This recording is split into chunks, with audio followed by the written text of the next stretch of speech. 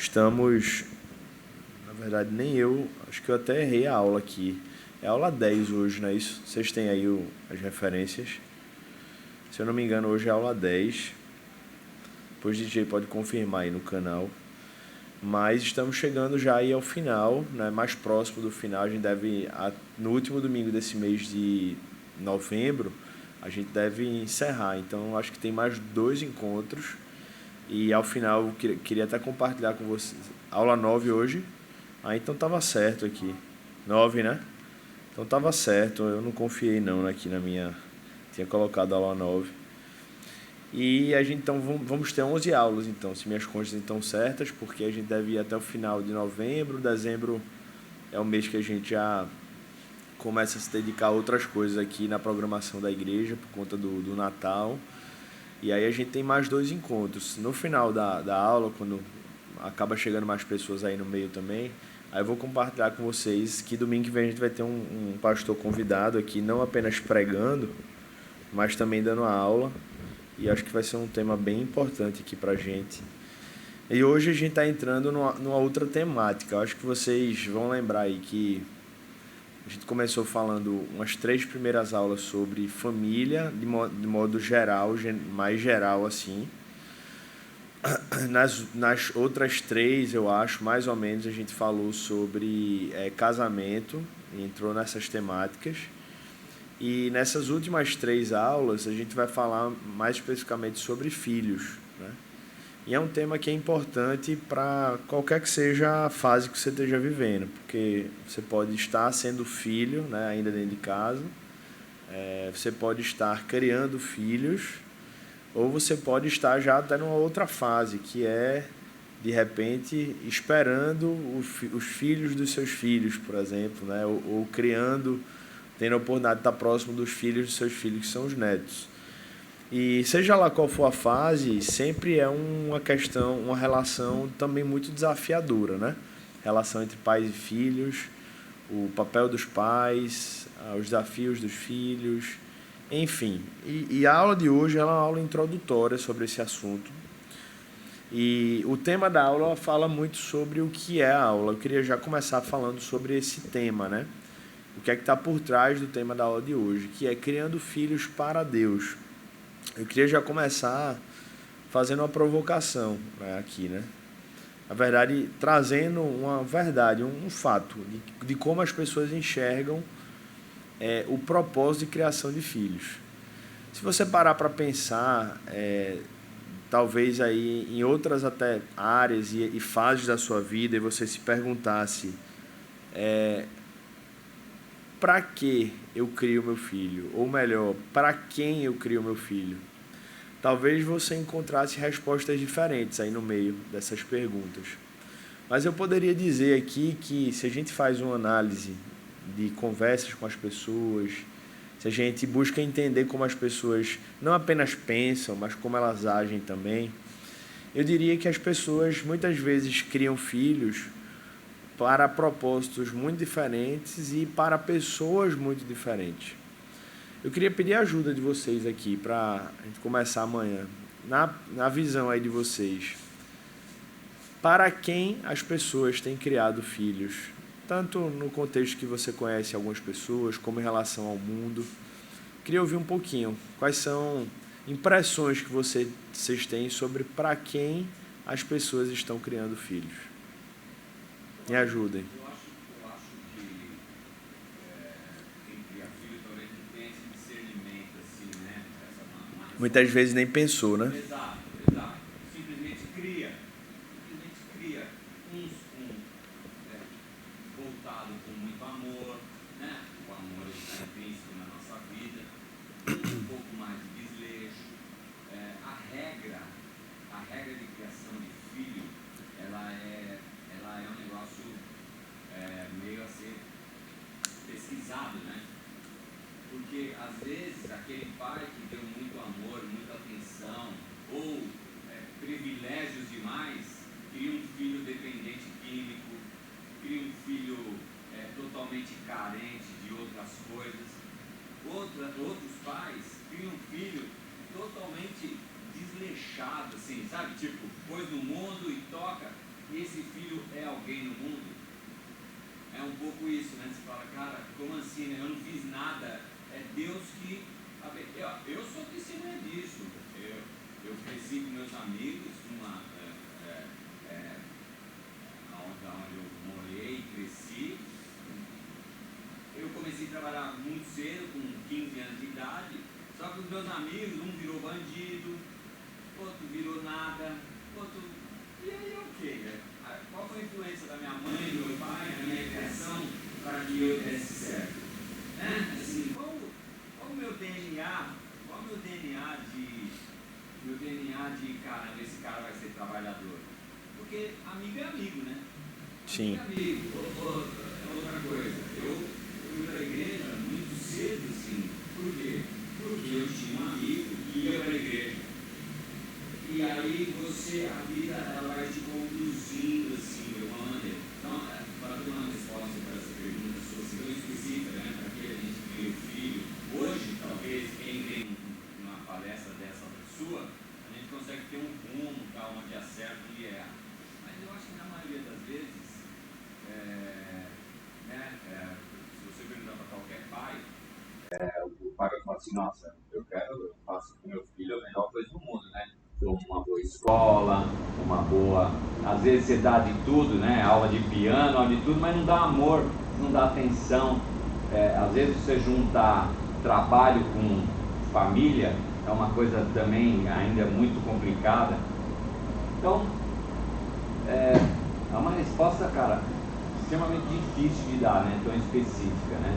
Hoje, após uma palestra dessa, quem tem filho pequeno e teve a oportunidade de te ouvir essa pergunta, hoje pode ter um pouco mais o discernimento de criar o meu filho para Deus, né? Criar o meu filho para o caminho do Senhor. É por isso que as nossas companhias, com quem a gente anda, mostra muito o que vai ser a gente, adulto, e os filhos também, né? Eu acho... Ter aquela visão, né, Aguinaldo, de criar filho para o mundo, né? De querer estar direcionando e moldando os filhos para o rumo que o mundo tem. A maior desafio dos pais é a esperança que o filho trabalhe, e aí eles se concentram nessa parte intelectual. Exato. Curso, né, inglês. Isso, nós temos essa tendência de criar um filho funcional para o mundo. Né? Quando a gente fala criar profunda, talvez como eu falo, essa função de ser e ter que trabalhar, um operário de uma indústria mundial, digamos assim, né? Nós fomos, acredito que nós, na maioria de nós, fomos formados assim, né? Crescemos, nós vivemos nosso ensino médio, não, tem que fazer faculdade, tem que ser, ou fazer um curso técnico. Para ser alguém na vida, né? Tem que trabalhar. Então, assim, eu acho que toda a nossa criação, né? E agora o desafio olhando, né, para ajudar com a palestra do pastor, para que a gente possa olhar diferente, ter esse olhar diferente de criar nossos filhos. Né, porque é bem difícil, porque o mundo é muito cruel e é difícil. Quem está assistindo online depois não vai entender nada, né? É melhor cortar depois. Mas foi bom o papo aqui. De fato, esse não é um assunto simples, tem coisas complexas aí no meio, mas o que eu queria trazer aqui talvez seja mais simples do que o que você estava imaginando. O que eu queria provocar aqui era o seguinte: eu não vou nem dizer que é tão simples assim, porque demanda realmente uma avaliação do coração das pessoas, mas onde é que eu estou querendo chegar? Rômulo falou, a gente cria filhos e muitas vezes qual é o maior investimento que os pais fazem na vida dos filhos? Qual é? Normalmente, muitos casos é a escola, o estudo. E por que os pais fazem isso? Vamos aprofundar esse raciocínio. Vamos aprofundar o coração dos pais. O futuro em que sentido? Mercado de trabalho. Inclusive, quais são as escolas que normalmente mais têm alunos? As que mais aprovam, não necessariamente que mais têm alunos, mas as que mais têm procura, que são mais caras, etc, etc. São as que mais aprovam no Enem. E as que mais aprovam no Enem, normalmente você associa ao fato de que o filho vai entrar, entre aspas, numa boa universidade, que isso é um papo para outra conversa. Eu não quero mandar minha filha para as universidades públicas, eu estudei lá. Você não paga, ok, mas o problema o buraco é muito mais fundo e talvez a gente esteja começando a entender isso agora, mas isso é papo para outra conversa. É um sonho destruidor do brasileiro, especialmente para quem é cristão. A gente precisa acordar que as universidades são meios de ideologizar e de apadrinhar e de arregimentar nossos filhos, mas isso é papo para outra conversa. Mas, normalmente, qual é o que está na cabeça do pai que, de repente, não fez esse raciocínio ainda, que eu poderia compartilhar em outro encontro? Não, a universidade pública vai trazer a chancela de que ele é um bom profissional, ele vai conseguir entrar em boas empresas, ele vai conseguir trabalhar em um bom local, vai conseguir ganhar bem, vai sustentar a família e pronto. No final das contas, não é mais ou menos esse o raciocínio? No final das contas, você está criando filho para quê aí? Se esse é o principal objetivo da sua vida. Você está criando seu filho para ser alguém que vai ter condições de sobreviver na vida. Ou seja, em algum sentido, você está criando ele para lidar bem com os desafios desse mundo. Em algum sentido, você pode estar, se a gente aprofundar esse pensamento, criando filho para você mesmo, se você parar para pensar, em alguns sentidos. Porque você está dizendo, poxa, eu vou criar meu filho, ele vai ter um bom trabalho, de repente vai ter um futuro que de fato vai ser muito confortável para ele, vai me liberar das minhas obrigações e quem sabe no futuro ele não vai até me cuidar de mim na minha velhice, não é verdade? Talvez você nunca tenha parado para refletir assim, mas muitas vezes é o que está no nosso coração, está enraizado ali. Algumas pessoas nunca pararam para pensar, mas criam filhos para o Estado. Você colocar, muitas vezes, isso aqui é mais forte nos Estados Unidos, essas discussões, porque lá as escolas públicas são gratuitas e as escolas são, em tese, de boa qualidade, diferente daqui, né? Aqui, o pai que tem condições, ele coloca o filho numa escola particular, né? Se ele não tem, ele não. Vamos na pública porque, pelo menos, ele está estudando. Mas nos Estados Unidos, a regra é o contrário. Nos Estados Unidos, a regra é todos estudarem na escola pública. Só que lá eles já começaram a perceber que a escola pública, o ensino público, ele foi moldado para regimentar o pensamento das crianças. Então, todas as ideologias que estão por trás do campo educacional nos Estados Unidos, que tem a ver com as ideias progressistas, estão sendo implementados através das escolas.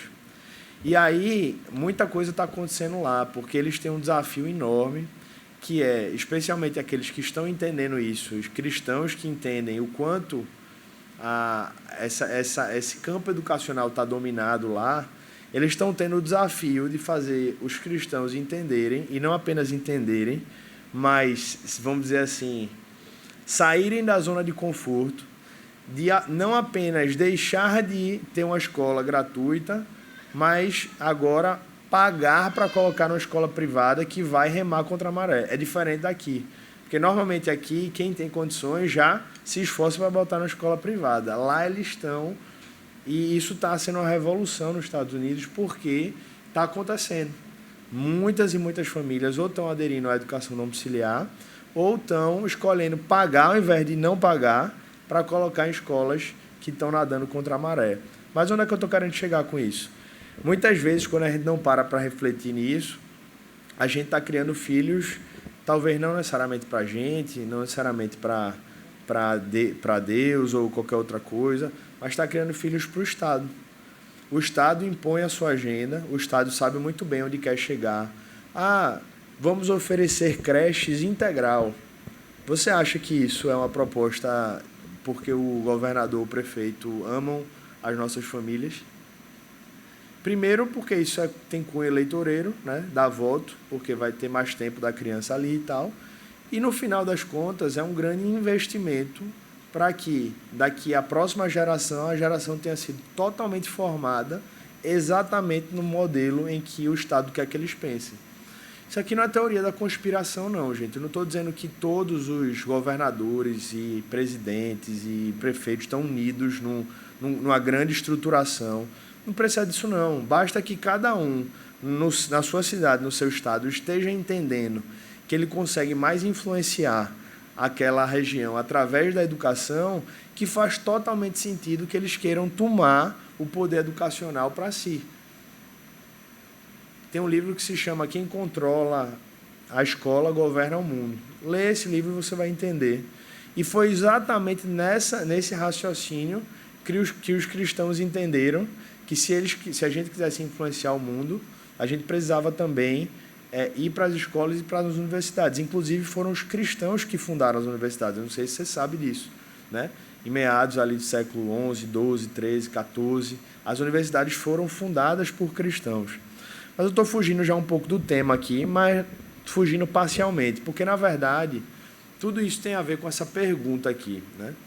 Para quem nós temos criado os nossos filhos? Porque quando a gente está nesse processo de criação de filhos, o cardápio é enorme.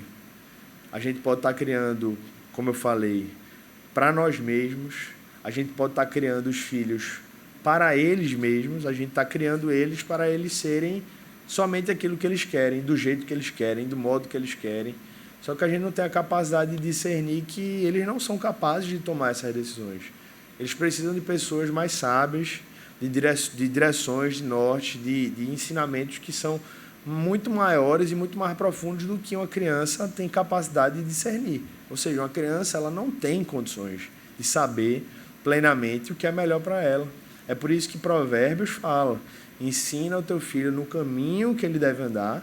E qual é o caminho? O caminho da palavra de Deus, para que ele não se desvie dele. Quando estiver mais velho, ele não vai deixar esse caminho. Ele vai estar com aquela mensagem, com aquele rumo, com aquele direcionamento muito claro na mente. Então, gente, o tema da aula já deixa muito claro assim, qual é a proposta que a gente está trazendo. Mas a aula ela vai dar essa direção e talvez vai explicar de maneira mais clara o que significa criar filhos para Deus. Porque muitos pais, inclusive cristãos, podem estar criando filhos para si mesmos, podem estar criando filho para o próprio filho, podem estar criando filho para o Estado, podem estar criando filho de maneira completamente aleatória e está achando que está criando filho para Deus porque simplesmente, sei lá, faz uma oração ali com o filho ou leva o filho para a igreja. Tá? E é isso que eu espero que a gente consiga conversar aqui nessa manhã. Eu vou ter que correr, eu já perdi meia hora aqui. Não perdi não, investi, né? Mas eu nem esperava gastar esse tempo. Pode passar, pode pular essa imagem logo aí, senão depois eu falo dela se der tempo no final. Deixa eu fazer logo uma pergunta aqui. Essa ilustração me veio enquanto eu preparava outra palestra e eu vou usar ela aqui para trabalhar um pouco do que eu quero falar aqui com vocês hoje. Eu quero falar um pouco da dinâmica das catedrais e queria fazer uma pergunta aqui para você. Você sabe quanto tempo uma catedral leva para ser construída? Alguém tem ideia? Quem souber não diz não, tá? Só quem não souber. 500 anos, e aí? Quem mais? Hã? Se for no Brasil não termina. Se for no Brasil é inacabável. Quem mais? Algum chute? 500 anos, você acha que é isso tudo? Acho que é quanto? Tem que ser no Brasil, nos Estados Unidos, na Europa. 10 anos, quem mais? Vamos lá, gente, chuta aí. 100 anos, 200 anos. Mais alguém acha que é muito mais ou muito menos? Deixa eu dar uns exemplos aqui para vocês. A Catedral de Notre Dame. Alguém conhece? Aquela que pegou fogo lá? Ela levou 182 anos para ser construída. Catedral de Colônia, na Alemanha. Olha quanto tempo ela levou para ser construída. 632 anos. Eita, a imagem ficou repetida aqui, gente. Deu um erro. Mas depois eu mando para vocês as imagens, tá? Acho que deu um erro aqui na copiar e colar. A Abadia de Westminster, que é linda também. Vocês não vão perder a oportunidade de ver aqui, mas depois eu compartilho. Levou 500 anos exatamente para ser construída. E a Catedral de Genebra foi rápido. 100 anos para ser construída. Foi bom, né? 100 anos, de repente, um bebê que nasce, de repente, se ele viver 100 anos, ele consegue ver o final, né? Por que eu estou falando aqui das catedrais? Porque eu queria usar as catedrais como um modelo aqui cultural que ajuda a gente a entender reflexos de como educar crianças e como especialmente criar filhos. Tem alguns paralelos interessantes aqui, porque criar filhos para Deus é diferente de criar filhos para qualquer outra pessoa ou ideia ou coisa. É um processo longo, né? Quando você cria filho para si mesmo, de repente você conseguiu aprovar ele no vestibular, resolvido, né? Tá, cumpri minha missão. Aí você investiu ali 15 anos, 20 anos. Ok, é longo, mas não tão longo. Quando a gente fala criar filhos para Deus, a gente está falando sobre um processo que, na verdade, além de ser muito longo, ele tem um destino que é eterno. Porque quando eu estou criando filhos para Deus, mesmo que minha missão ela esteja restrita ali a um período mais intenso, onde o meu filho está dentro de casa, né, até os 20, 25, né, sei lá, essa fase aí mais ou menos, que normalmente é onde o filho ou casa, ou trabalha e vai morar em outro lugar, se muda, vai para outro estado, etc. Às vezes a gente acha que acabou aí a missão. A verdade é que essa missão, de fato, aí teve uma mudança radical, porque a minha influência vai mudar na vida do meu filho, né? Ele vai deixar de ser aquela pessoa que vai ser, de fato, instruída milimetricamente, cuidado, né, dentro do meu lar, e agora ele vai viver a vida dele, ok.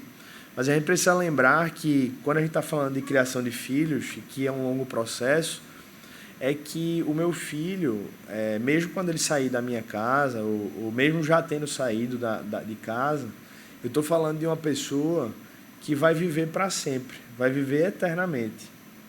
Assim como a catedral, ela leva um longo processo para ser construída, 100, 200, 300, 500 anos, e quando ela acaba de ser construída, ela continua sendo um instrumento que remete a gente à eternidade. Eu vou falar um pouco sobre isso daqui a pouco.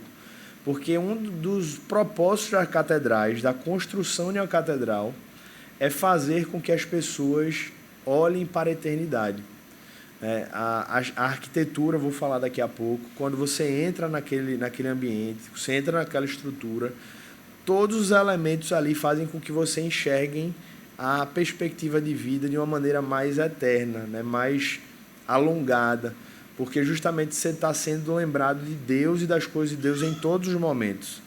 E aí eu queria lembrar isso em primeiro lugar aqui para a gente, né? Criar filhos para Deus é um longo processo, né? Ele vai durar a nossa vida toda, ele demanda da gente que em meio a todo esse processo a gente esteja realmente ciente de que ele não é fácil, ele não é rápido, ele é longo. E talvez seja exatamente isso que é a primeira chave que precisa mudar na mente da gente, né? Educar crianças, pode passar aí, é muito mais do que uma maratona, né? É muito mais que uma corrida de 100 metros.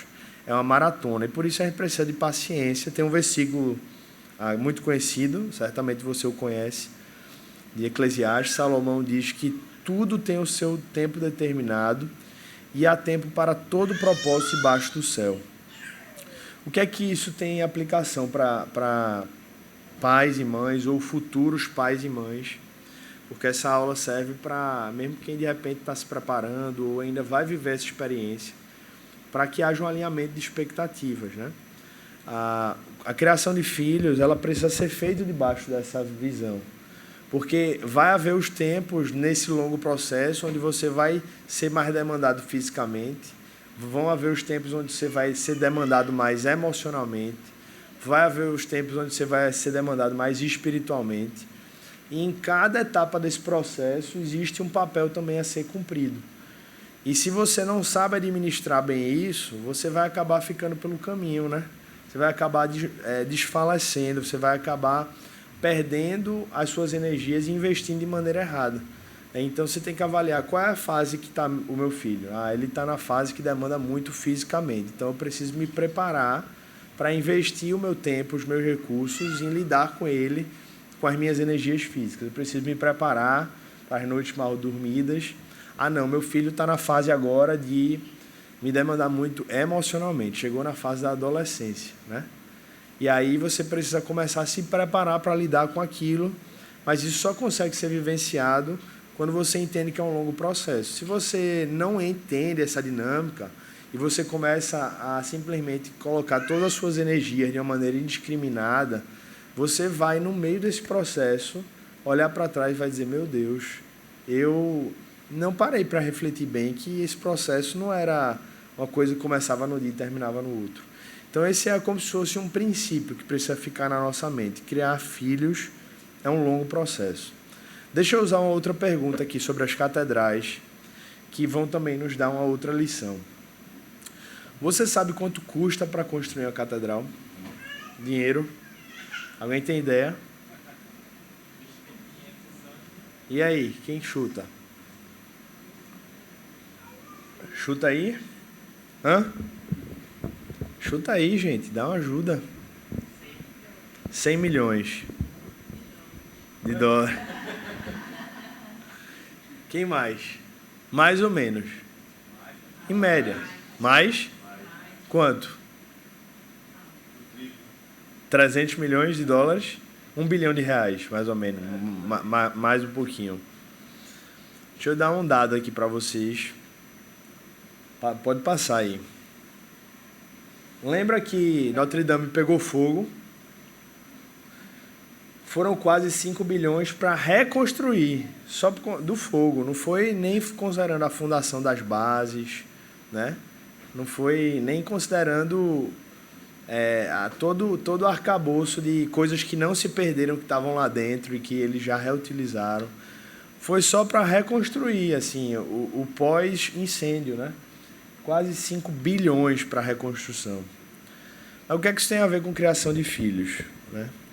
Tem um paralelo interessante também aí, porque criar filhos para Deus demanda investimento e intencionalidade. Aí você pergunta, quanto de investimento? Não tem como calcular. Se você for calcular quanto custa um filho, você não vai ter filho, certo? Porque você vai dizer, não dá, esse dinheiro aqui não existe, não tem como. Esse dinheiro, ninguém tem esse dinheiro. Porque, na verdade, filho, você gasta o quanto você pode, né? O quanto você tem, o quanto você consegue. Mas a verdade é que, independentemente do quanto, né, é custoso. Demanda muito investimento, não apenas financeiro. Investimento de vida, de tempo, de sanidade, de tudo que a gente tem, né? Mas não apenas investimento, porque se você investe de qualquer jeito, imagina, pegar uma catedral para construir, você começa a botar dinheiro lá dentro. Ah, constrói aí, vai fazendo, vai subindo, vai dar certo. Uma catedral, ela é milimetricamente projetada, milimetricamente idealizada. É um paralelo interessante com a criação de filhos, porque além de demandar muito investimento, criar filhos para Deus especificamente, porque pensa só, gente, quando a gente cria filhos para a gente mesmo, a gente vai lá, aconteceu uma coisa, não é para mim mesmo, eu estou fazendo isso é para mim, estou criando para ele que se vire lá. Mas quando eu estou criando filhos para Deus, ele traz uma direção, ele traz orientações, ele traz limites, ele traz papéis na palavra dele, ele traz coisas muito práticas sobre até onde não ir, até onde ir, como fazer, como não fazer, quais são os padrões que Deus tem para a família, para os filhos, para os pais. Aí você começa a perceber que esse investimento ele é muito alto, porque você chega à conclusão de que você não cria do jeito que você quer, da maneira como você quer, né? Tem uma coisa que você encontra no livro de Provérbios, que é a questão da disciplina, né, dos filhos. E que claramente, quando ele usa a questão da vara, tem discussões ali sobre o que é a vara, mas claramente a vara é um instrumento de correção física, né? Isso aqui, se for para a internet, é até polêmico, porque tem as questões jurídicas hoje em dia, mas a gente está regido pela lei de Deus, gente. A gente não está regido pela lei dos homens. E, obviamente, quando a Bíblia fala de vara, a Bíblia não fala de agressão, não fala de nada disso. A Bíblia fala de uma correção física que deve ser feita de uma maneira consciente, no momento em que você deve estar com a sua raiva controlada, justamente para que não haja uma exceção, não se exceda no seu limite. Mas é interessante que quando a Bíblia fala de vara, a Bíblia fala inclusive de vara e diz que o pai que ama o seu filho é aquele que o corrige. Ou seja, é como se quando você lê Provérbios, a não correção dos filhos é um ato de desamor. Só que quem tem a prática de corrigir os filhos, tanto verbalmente como com a vara, sabe que é desgastante. Porque tem uma hora que você diz, de novo vou ter que conversar com essa criança. De novo vou ter que parar para sentar, dizer, olha, isso está errado, eu vou precisar corrigir você, porque você fez isso, etc. Às vezes as pessoas acham que a correção, seja ela qual for, verbal ou com a vara, é o caminho mais simples, mas na verdade é o caminho que muitas vezes mais demanda, porque não é só simplesmente dizer isso está errado e dizer eu estou lhe corrigindo. Demanda, biblicamente falando, você dizer o porquê está errado, dizer na Bíblia o que é que ele fez de errado, convidar a criança ao arrependimento, orar com a criança dizendo, olha, vamos pedir perdão a Deus e vamos confessar o seu pecado. Onde é que eu estou querendo chegar? Isso demanda investimento. Não é uma coisa que você faz de qualquer jeito, né? Não é uma coisa que... Enquanto que quem cria filho para ele mesmo, não, é porque essa é a maneira dele se expressar, né? Ele tá desse jeito assim porque ele se expressa desse jeito. Para pensar, é muito mais simples. A criança faz do jeito que ela quer, demanda muito menos investimento. Agora tem um detalhe, demanda muito menos investimento agora. Demanda muito menos investimento agora, porque quando chegar na fase onde nós não vamos estar mais com os filhos em mãos, aí a conta vem com muito mais força. É aí que a gente vai ver o filho indo por caminhos que a gente não imaginava, seja com droga, seja com roubo, e mesmo que não seja com isso, não querendo trabalhar, que é um dos dramas do brasileiro hoje, o jovem nem, já ouviu falar? Nem estuda, nem trabalha. Faz nada. Se você pesquisar na internet, já tem as matérias que falam do jovem nem. Nem estuda, nem trabalha. É um número altíssimo, cresce cada vez mais. Que foi justamente uma das crianças que não foram ensinadas quando tiveram a oportunidade de ser pelos pais, gente. Então, demanda investimento. Deixa eu dar um exemplo bíblico de como a Bíblia fala sobre investimento intencional. Vou pedir a ajuda de vocês para lerem. Algum homem aí com a voz bem firme, pode ler. Quem pode? Um homem aí, para todo mundo ouvir. E aí, seja homem, nosso Ministério de Homens. E aí? Vamos lá. Vamos lá. Escute, Israel. O Senhor, nosso Deus, é o único Senhor. Portanto, ame o Senhor, seu Deus, de todo o seu coração, de toda a sua alma, de toda a sua força e com toda a sua força. Essas palavras que hoje lhe ordeno estarão no seu coração. Rapidinho, Ricardo. Então, Deus traz a orientação chave no livro de Deuteronômio, que inclusive é o texto que Jesus usa no Novo Testamento para falar sobre o maior mandamento. Qual é o maior mandamento? Ame o Senhor, seu Deus, todo o seu coração, toda a sua alma e com toda a sua força. Só que agora ele entra numa outra parte do texto que ele traz a instrução de que isso também tem um papel de ser ensinado para a próxima geração, ou seja, para os filhos. Aí pode continuar, Ricardo, por favor. A partir de você, né? Você as inculcará. Você as inculcará a seus filhos, e delas falará quando estiver sentado em sua casa, andando pelo caminho, ao deitar-se e ao levantar-se. Também deve amarrá-las como sinal da sua mão, e lhe serão por frontal entre os olhos. Então, depois Deus traz o mandamento e depois ele traz orientações práticas de como ensinar isso para a criança. Aí você percebe algumas coisas interessantes aqui. Primeiro, ele fala essa palavra inculcar, que é literalmente, você tem que fazer o seu filho aprender isso de algum modo. Isso tem que entrar na cabeça do seu filho. Aí depois ele fala, dela você vai falar em casa, andando pelo caminho, ao deitar e levantar. Ou seja, o que é que ele está querendo dizer? Você precisa ser intencional. E você precisa usar todas as oportunidades para isso. E aí ele usa até um exemplo, vamos dizer assim, bem didático, né? Deve amarrá-las como sinal na sua mão e elas lhe serão por frontal entre os olhos. É como se a Bíblia estivesse querendo dizer que isso precisa ser, inclusive, visual na medida do possível, né? Use isso, versículos, use coisas da palavra de Deus para que ele possa enxergar, para que ele possa ver, para que ele possa tocar. Então ele trabalha a questão das expressões sensoriais aqui. Mas mais do que isso, o que eu vejo nesse versículo é a questão da intencionalidade. Os nossos filhos não vão aprender a seguir a Deus por osmose, né? Ou melhor, por acaso. Aí Aguinaldo trouxe, mas o que é que o que é que eu fiz, o que é que minha mãe fez para encontrar com Jesus? A graça de Deus, ela ultrapassa qualquer coisa, gente. Então, ela alcançou pessoas que, inclusive, ouviram falar de Jesus por sonhos entre os muçulmanos, porque não tinha quem chegasse lá. E isso, a gente não discute. Deus usa o meio que Ele quiser, né? Mas, se você olha a Bíblia, em várias passagens, um dos meios ordinários e mais comuns de pessoas encontrarem com Cristo é através dos seus pais, através da sua família. Então, mesmo havendo vários meios extraordinários que Deus usa, e graças a Deus por isso, a família é o principal centro de discipulado e de formação espiritual da próxima geração. Leia isso em várias passagens. Efésios, Paulo fala sobre isso. Em Provérbios, Salomão fala sobre isso. E é por isso que esse é um dos propósitos da família, né?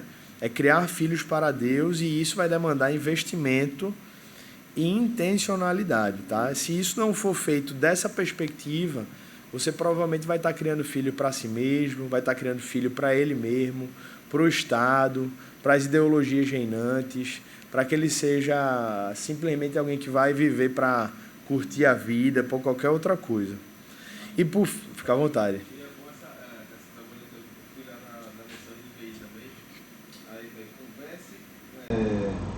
Ensine seus filhos com persistência, converse sobre elas quando estiver sentado em casa e quando estiver andando pelo caminho. Ou seja, não é dizer, não, vamos fazer isso aqui, não. Quando você estiver andando com ele pelo caminho, andar junto com o filho no caminho do Senhor. Não é dizer, vá pelo caminho do Senhor, vá para a igreja e não ir, né? É instruir o filho andando com ele no caminho. É o que o Provérbios fala também, né? Ensina o seu filho no caminho, né? Então tem essa dinâmica da experiência enquanto ela está sendo vivenciada, né? Isso é muito forte para a criança, né? E por fim, gente, a gente vai falar de um terceiro ponto aqui, que é fundamental para a criação de filhos para Deus. Porque no final das contas a gente está criando filhos, a gente é como se fosse alguém a quem Deus delegou um papel. Essa ideia de criar filhos para Deus nos remete à ideia também de que os filhos não são nossos. Ou seja, até, por exemplo, quando a gente fala da questão da disciplina física, que é um dos temas polêmicos, quando a gente entende que o filho não é meu, eu entendo justamente os limites da disciplina física. O filho não é meu. É justamente porque ele não é meu que eu não machuco na disciplina. É diferente de bater, é diferente de corrigir fisicamente. São coisas completamente diferentes, né? É interessante que a disciplina com o Malu, às vezes, quando a batida é bem levinha, é o que ela mais chora, às vezes. Porque o que dói mesmo é o sentimento que está no coração de sentir algo, um toque físico que responde a uma desobediência que ela teve.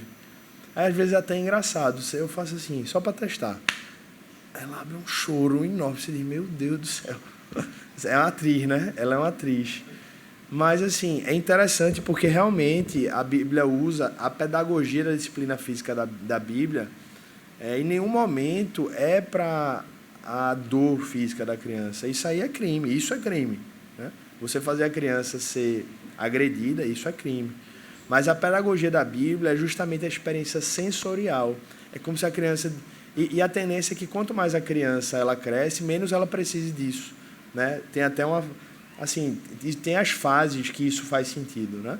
Não dá para colocar numa caixinha, mas assim, a criança que ela já tem uma capacidade de diálogo mais expandida, o diálogo ele se revela muito mais eficaz do que a correção física.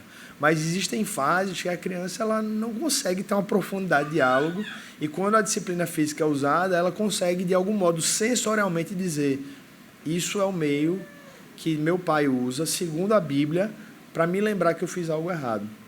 Né? Aí isso é uma outra conversa também, daria papo para só um encontro sobre isso. Mas vamos chegar aqui no outro ponto, né? O último ponto. Você sabe qual o propósito por trás da arquitetura de uma catedral? Alguém sabe o que é que está por trás da arquitetura de uma catedral? Deixa eu dar 2 exemplos aqui para vocês. Toda catedral ela tem a planta dela em formato de cruz. Então ela tem a torre, aí tem a nave, o altar e tem as sacristias, né, que são ali no contexto católico. Mas o importante que eu quero trazer aqui é essa questão do formato dela. E não apenas o formato da planta, mas a questão da verticalidade dela. Então as torres pontiagudas, os pés direitos extremamente altos. E tudo isso é feito com esse propósito da arquitetura comunicar essa questão de que o filho, ou melhor, falando da catedral, antes de falar dos filhos aqui, de que as pessoas quando entram ali, o propósito dos arquitetos da época medieval era fazer o quê? Através das estruturas, não apenas do que seria ensinado, cantado, etc., mas até através da arquitetura, da estrutura, as pessoas estivessem no ambiente onde elas dissessem: poxa, até o ambiente está me fazendo lembrar das coisas eternas, das coisas grandiosas, de um Deus grande, das coisas que vão além da terra, né, que vão até os céus, nesse sentido da grandeza. Mas o que é que isso tem a ver com criação de filhos? Porque criar filhos para Deus, diferentemente de criar filhos para a gente ou para eles mesmos, é conduzi-los para o que é eterno. Quando eu crio filhos para mim mesmo, eu crio filhos para o Estado, para as ideologias reinantes, eu estou criando filhos para o agora. Eu estou criando filho para o Enem. Eu estou criando filho para o trabalho, para o concurso que ele vai passar. Para coisas muito passageiras.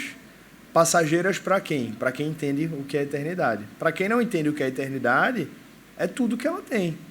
Porque quem olha só para o hoje, para o agora, enxerga a vida só olhando para...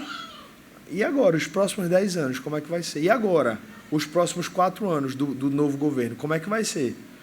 Mas para quem olha para a eternidade, você olha para o Enem, olha para a universidade, olha para o trabalho, para a jornada de trabalho, para a vida de vocação profissional, e você diz: olha, isso é importante porque Deus disse que eu tinha que trabalhar, isso é importante porque Deus disse que... Mas à luz da eternidade, o que isso é? Isso não é nada. Isso é apenas um pequeno fragmento, um pequeno pingo de água num universo que é a eternidade. Aí perceba como isso muda, né? Porque quando eu crio filhos só olhando para o agora, as minhas decisões, as minhas escolhas, as minhas prioridades, elas são completamente outras.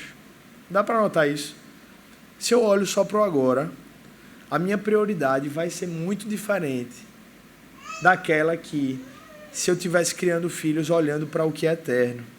E aí tem uma frase que diz assim, citação: os cristãos criam filhos com os olhos na eternidade.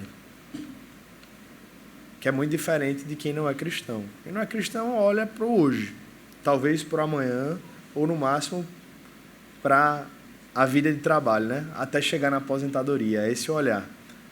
Mas o autor diz assim, esse pastor, né, de um livro, ele diz assim: seus filhos viverão para sempre. Não conseguimos imaginar o que é para sempre. É difícil para a gente entender isso.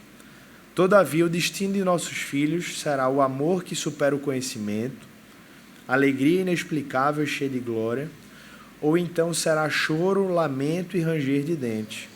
Não há meio termo. O cristão, portanto, não cria filhos para esta vida ou apenas para esta vida.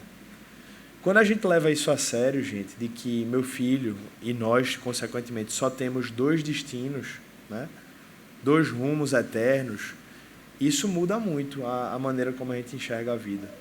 O problema é que muitas vezes a gente está tão impregnado pelo materialismo e pelo secularismo que às vezes a gente considera essas coisas como algo muito distante da gente, né? Ah, não, desde quando chegar lá e a gente começa a pensar nessas coisas, a gente pensa logo agora no problema do hoje, em passar no vestibular, depois a gente resolve, se tiver algum problema ali, a gente resolve no meio do caminho. Só que a lógica da Bíblia é exatamente inversa. Eu parto do pressuposto maior da eternidade e isso é que guia minhas decisões, não apenas em relação à minha vida, mas em relação à criação dos meus filhos. E aí eu concluo aqui com a frase, com a citação, na verdade, de um trecho de um livro que se chama Os Pilares da Terra, que é um romance britânico de ficção histórica, muito bom. Não li todo, não. Ele é bem grossão, mas está lá na minha lista de livros, eu li uma boa parte. Ele foi escrito por Ken Follett. Foi publicado em 1989. E qual é a história desse livro? Ela se passa no século XVII, né? Durante um período de sucessão entre dois reis ingleses. Eles estavam brigando pelo trono na Inglaterra.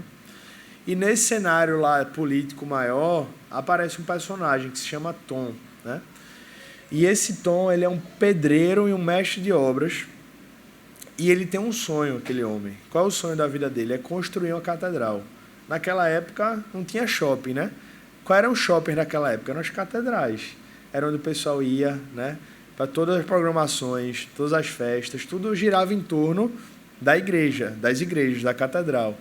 E aí, qual era as grandes construções daquela época? As catedrais, né? Seria bom, né, que fosse assim de novo, né? Que os grandes centros da vida da sociedade fosse a igreja, não apenas no sentido do prédio, mas no sentido da comunidade que está representada ali. Isso é significativo, né?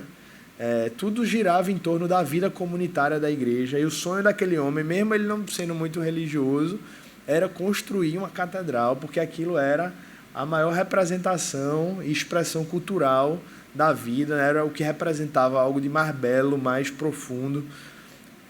E aí ele tinha esse sonho, gente. Ele tinha esse sonho, era um pedreiro ali, sonhava em construir a catedral. E, graças a Deus, ele conseguiu ali. Teve um incêndio, teve um problema ali numa catedral e aquele prédio, especificamente aquele condado, o padre, aquela comunidade estava sem dinheiro para começar. E aí ele disse, olha, eu quero fazer o seguinte, falou para o padre, eu quero ir com o senhor, eu quero fazer o seguinte, eu quero me voluntariar para ser o mestre de obras dessa catedral. Eu não vou cobrar nada, só me deixe morar aqui, me dê comida, né? E eu vou construir esse negócio. E aí a história começa e tal, né? Acaba tendo vários enredos aí no meio dessa história, mas esse é mais ou menos o enredo inicial, né? Só que tem um diálogo interessante nesse contexto aí, porque um dos homens que estão envolvidos lá nessa história faz uma pergunta para o Tom. Ele diz assim, Deus não pede mais sacrifícios de sangue, pois o sacrifício supremo já foi feito. Mas a lição da história de Abraão é que Deus exige o que de melhor temos a oferecer, aquilo que nos seja mais precioso. Aí ele pergunta para Tom, esse projeto que você está querendo fazer aqui nessa catedral é a melhor coisa que você pode oferecer a Deus? Aí Tom responde, a não ser pelos meus filhos, é a melhor coisa que eu posso fazer para Deus. Então ele teve um senso de vocação, de dizer assim, poxa, eu sou mestre de obras, eu sou um pedreiro. Então a melhor coisa que eu posso fazer com a minha vocação é construir um prédio para a igreja, né? Mas ele faz uma ressalva. Mas antes disso, o melhor que eu tenho para dar para Deus são os meus próprios filhos. E aí isso traz uma aplicação para a gente aqui, porque isso nos lembra, dá uma conclusão aqui para a gente nessa aula. Porque assim como ele lembrou da história de Abraão, é interessante a gente lembrar da história de Abraão aqui também. Porque Abraão ele traz um paradigma muito interessante sobre criação de filhos. Porque quando Deus pede para Abraão ir lá e sacrificar Isaac, você conhece essa história, você vê que Abraão ele não titubeia, né? Ele vai lá, sai de casa no outro dia, levanta, leva Isaac, prepara pode passar aí a imagem final. prepara lá o sacrifício, né?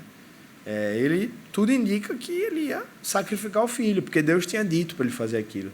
Mas a Bíblia fala que quando ele está para sacrificar o filho, o que é que acontece? Deus provê o cordeiro, né, no arbusto lá na árvore, e Deus diz: ó, Abraão, você está aprovado. Tem várias lições nessa história, né, de fé, de confiança, etc. Mas tem uma lição sobre criação de filhos aqui. Sabe o que Abraão entendeu? E que muitas vezes a gente não entendeu ainda? Que o filho da gente não é nosso. Ou seja, os filhos não são nossos. Os filhos são de Deus. Por isso que a gente não cria filho para a gente. A gente cria filho para Deus. Por isso que a gente não cria filho do nosso jeito. Mas a correção dá muito trabalho. Mas Deus disse: se você ama o seu filho, você vai corrigi-lo. Insensato é quem não corrige o filho. A Bíblia fala. Instruir ele a fazer o que é certo. Pregar dá muito trabalho. Mas é muito custoso. A gente não cria do jeito que a gente quer. A gente cria do modo como Deus disse que tinha que ser criado. Porque o filho não é nosso. É como se fosse uma delegação de Deus para a gente. É como se eu estivesse dizendo: olha, eu estou passando uma procuração. Essa pessoa é minha, porque fui eu quem criei todas as pessoas. Fui eu quem fiz todo mundo que existe ter vida. Mas eu estou dando uma procuração para você criar esse filho para mim. E Abraão entendeu isso. Porque se Abraão não tivesse entendido isso, ele ia dizer: mas Deus, como assim? Eu criei esse menino, dei comida, né, dei roupa, dei casa. Ele, inclusive, é o filho da promessa e o Senhor agora quer que eu vá sacrificar ele, mas logo o meu filho. Só que quando Abraão vai lá e faz tudo que Deus fez, além de várias outras lições, ele está dizendo, está revelando que ele tinha entendido que Isaac não era dele. E justamente por Isaac não ser dele, ele criou Isaac segundo aquilo que Deus tinha para ele. Ele acertou em tudo? Não. Mas uma coisa ele acertou em cheio. Ele entendeu o fundamental. Isaac não é meu. Isaac é de Deus. E esse talvez seja um dos grandes pontos que a gente precisa entender, né? Os filhos que a gente cria não são nossos. E é isso que justamente faz a gente acertar naquilo que precisa acertar. É isso que a gente livra dos erros. Porque se fosse nosso, tem muitas vezes que a gente olha para a Bíblia e diz: não, mas isso aqui deixa... Eu não vou criar confusão. Eu não vou chamar meu filho para conversar por causa disso, não. Deixa passar. Tá tudo... Deixa eu dar uma folguinha para ele. Mas eu lembro que o filho não é meu, é de Deus. Então, se é de Deus, eu preciso fazer aquilo que Deus me chamou para fazer. Porque, no final das contas, Deus vai me chamar e, de algum modo, vai me responsabilizar dizendo: o que é que você fez com a criação do seu filho? Talvez aí uma comparação com a parábola dos talentos, né? O que é que você... Gente, os filhos não são, de algum modo, talentos que Deus colocou em nossa mão? Não é? Talvez um dos maiores potenciais que a gente tem de influenciar o mundo não é através da criação dos nossos filhos. Então, será que não dá para a gente imaginar Deus dizendo: o que é que você fez? Você enterrou seu talento? Porque alguns podem: não, se a responsabilidade é tão grande, eu vou isolar meu filho do mundo, eu vou fazer ele viver alienado, vou botar ele dentro de uma bolha, ou então não estou nem aí para ele. Então, várias dessas abordagens são escapismos e são meios de dizer: estou nem aí, eu vou fazer do meu jeito, do jeito que eu quiser. Só que Deus trouxe um caminho. E aí esse caminho nem sempre é o mais fácil, nem sempre é o menos trabalhoso, nem sempre é o que demanda menos investimento. Pelo contrário, normalmente é o caminho mais difícil, é o caminho que demanda mais investimento, que demanda mais tempo, que demanda mais recurso, que demanda mais energia. Mas, graças a Deus, é o caminho mais promissor, é o caminho que tem mais bênçãos e é o caminho que dá mais esperança da gente olhar lá para frente e dizer: amém, amém, eu fiz o que eu tinha de fazer e agora o filho que não é meu, que continua sendo de Deus, está seguindo nos caminhos que Deus desenhou para ele. Amém, irmãos? Então vamos orar por isso. Deixa eu olhar, 10h07 já, meu pai. Esse relógio aqui passa mais rápido aqui, é uma impressão minha. Passa mais rápido. Vamos orar. Se vocês tiverem alguma dúvida, vocês falam depois. Felizmente eu me perdi no horário aqui. Eu olho, quando eu acho que passou 1 minuto, já passou 10. Vamos orar, gente. Vamos ter um tempo de oração. De repente é um tempo para você colocar também a vida do seu filho. De repente você está angustiado aí por alguma coisa. Você quer pedir a ajuda do Senhor. Vamos orar por isso. Vamos pedir a orientação de Deus e a ajuda de Deus também. Senhor Deus e Pai, nós queremos te agradecer, Senhor, porque a Tua palavra e o Senhor são os maiores interessados, Pai, na criação dos nossos filhos. Nós temos muitos desafios. Há famílias aqui que já estão com filhos criados, há outros que estão criando filhos, há outros que ainda estão se preparando, Pai, para um dia, quando se casarem, viver essa experiência. Mas o que nos une aqui, independentemente da fase que nós estamos, é a certeza de que a Tua palavra e de que o Senhor são os guias, Pai, para a gente viver isso. É a certeza de que os filhos que nós temos ou que nós teremos não são nossos. Eles são do Senhor. E aqui eu quero te pedir, Pai, que o Senhor possa, pela Tua graça, continuar nos capacitando, Senhor, para essa nobre, mas tão difícil missão. Tem misericórdia, Pai, de cada pai, de cada mãe aqui, porque se não for pela Tua graça, Senhor, é impossível. Se não for pela Tua graça, Senhor, o caminho e o resultado, eles são desastrosos. Mas se for pela Tua graça e pela Tua palavra, Senhor, há esperança para nós.